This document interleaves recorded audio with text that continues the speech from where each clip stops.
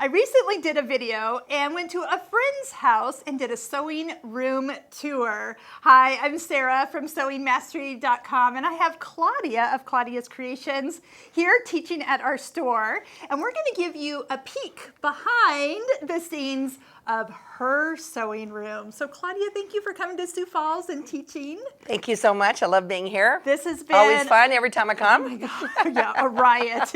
Yes. Yeah, you get us going and we can't stop laughing. And it's so Nothing fun. wong with that. That's part of sewing. Oh my gosh. And the students this round have been so awesome. They Yes. just jumped right in. They're doing which of your online courses are they doing? Oh, it's coming. That one's coming there. Yes. They're actually doing Patriotic Parade right now. Yes. So we'll talk a little bit about Claudia's online courses. So she has jumped on our bandwagon. Yeah. Thank you. And yes, and you'll be able to join her in her courses. We'll put some links below this video so you can go check them out. But Patriotic Parade, so fun. You've done amazing details with your embroidery. And your classes are really about rehooping. Yes, they are. Yes. So tell me some of the things. So it's mainly about rehooping on one piece of large fabric. Instead of doing all the little seaming, it's how to line that up, have this piece go right into that piece like a puzzle, and be so perfect. That's what they're learning in here. And they're doing a marvelous job, by the way. They are. But if you want to learn more about your embroidery machine, these techniques are things that you can use on anybody's projects. And one of the things you actually inspired me to do, the Bernina Pinpoint Placement Masterclass. This is a class that you can take, and it learns, we teach rehooping. That is the whole purpose of this class, and that's what you want to learn to do my designs, is how to rehoop. Use your pinpoint placement or your precise positioning, whatever machine that you're on, to really learn to seamlessly lock in two designs flawlessly. They're perfectly placed up together. Yes. Love that feature. So what we're going to do is we're going to pop up some of Claudia's favorite things in her sewing room. So you've kind of been a Bernina girl all your life, okay? Basically, yes. Yes. So as you're seeing Berninas in her room, and gosh, what was your first Bernina you started with? So the very first one I got was a 180. You were the original. I worked for Bernina in so many ways when that machine came out. Right. And there was none of this fancy positioning on that machine. No, so your all manual, but it had a little bit bigger screen. All right. We were able to move that motif, move it up, down. I mean, it was so good. That was that just like reeled me in. That was the sewing machine that did it for me. Yes, and you then became this amazing digitizer, and the designs are available for all brands of embroidery machines. So all brands, that's exactly right. Because you see Bernina's here, talk about your workspace. How did you decide what was going to work best for you? You know, I change it around quite a bit to keep seeing if it's what I want or not what I want. But I do like sitting in front of my sewing machine and having the television across from it. So that is lined up that way. But perpendicular to me would be my computer. And because when I actually embroider, it's because I'm actually testing out a design. So not only am I embroidering it, but then I'm watching the stitches. How are the stitches going? Is the right color going, is the right thread going at the right time? Does anything go over something that's not supposed to go over? And then as I watch it be embroidered, I will stop the machine, go over here, read it, fix it up, tweak it, get it to be in the right position, and then move on to the next color. So when I sew, I'm actually doing two things. I'm actually watching it sew out, and then I'm fixing it if it needs to be fixed. And that is how your designs are amazingly. You have lots of people test your designs too. Yes, I have lots. After you've gone through it multiple times, then other people are doing it on Correct. other brands of machines. And so what about you must go through yards of stabilizer. I don't miles. I can only imagine. So you keep all your stabilizers. I have a whole shelf of my of stabilizers and shape flex, because that's the other thing. If you got to prepare your fabric right. If you want it to have fabulous finished embroidery, it's all about the prep. Now I'm noticing you are now a Laura Star Iron ambassador. And you've been using these higher end irons for how long? Tell me your iron story, because you said this that is today. exactly true. So this is my iron story. I used to buy, because I've been crafting literally all my life. And I never did buy inexpensive irons. I always bought a very well-known iron, and it was usually about $250. So it's not that I didn't spend money on irons. It worked great for about a year, and then at about a year and a half, my irons always seemed to fall apart, spitting out stuff and dripping and nasty stuff. So then I would replace it and buy another one. Until 10 years ago, I think it was, when I got my first Laura Star. And I still have it. I still use it every day. It is phenomenal. The steam on it is unbelievable. It's professional grade. Oh my goodness, Yes. it's a difference. Here's the real key of this whole thing is your embroidery is completely transformed from, oh, is that homemade, to, oh, did you buy that? You know, it's so professional looking, and it's night and day different. I don't think there's anything that you can. I just can't tell you enough until you experience it yourself. Yeah. The difference that iron makes.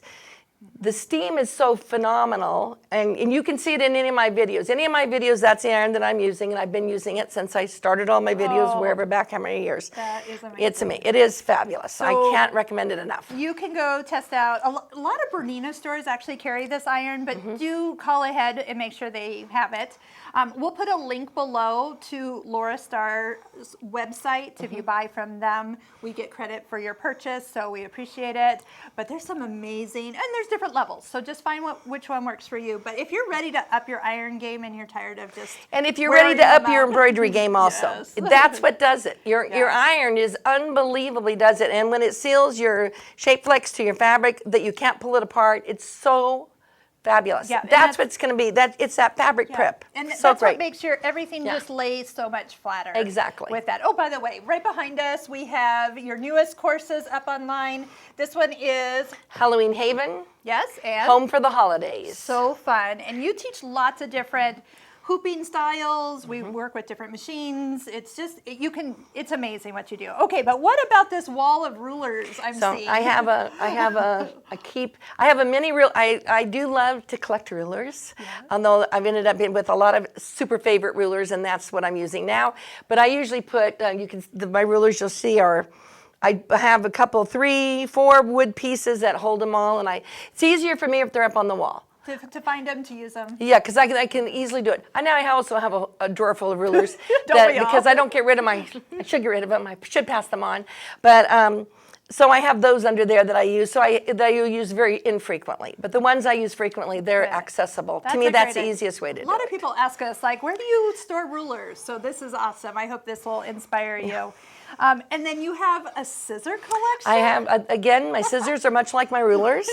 I love them, love to have them, love to look at them. Yeah. And so, but those I also hang on the wall, although now I'm down to, I will be honest, my favorite scissor is a Kai scissor. It's so sharp, so incredibly sharp. Cuts so well. I love I took it off. It's been hanging around my neck all day long.